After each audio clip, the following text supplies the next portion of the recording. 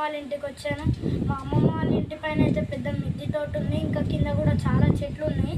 ఈరోజు అయితే నేనైతే మా అమ్మమ్మని ఇన్స్పిరేషన్ తీసుకొని ఈరోజు అయితే కొత్తిమీర కాడలు నాటుకో. సో ఫస్ట్ అయితే కొన్ని ధనియాలు తీసుకోండి. ధనియాలు తీసుకున్న తర్వాత వాటిని మంచిగా నలుపుకున్న తర్వాత ఒక తొట్టి తీసుకొని దాన్ని మంచిగా క్లీన్ చేసుకోండి.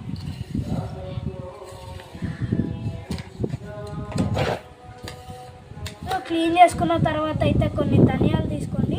ఆ ధనియాలు తీసుకొని పైన చల్లండి. ఇలా అయితే ధనియాలు వేసుకున్న తర్వాత ఇంకొంచెం మట్టి అయితే తీసుకోండి. ఆ మట్టి తీసి పైన ఇంకో లేయర్ లాగా వేయండి.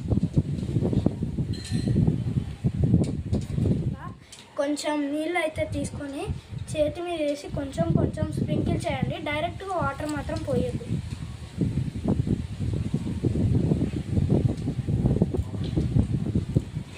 సో ఇలా కొన్ని వాటర్ పోసుకున్న తర్వాత అయితే మీరు కొన్ని రోజుల తర్వాత అయితే మీరు అబ్జర్వ్ చేయొచ్చు, కొత్తిమీర కాడలు అయితే మంచిగా పెరుగుతూ ఉంటాయి.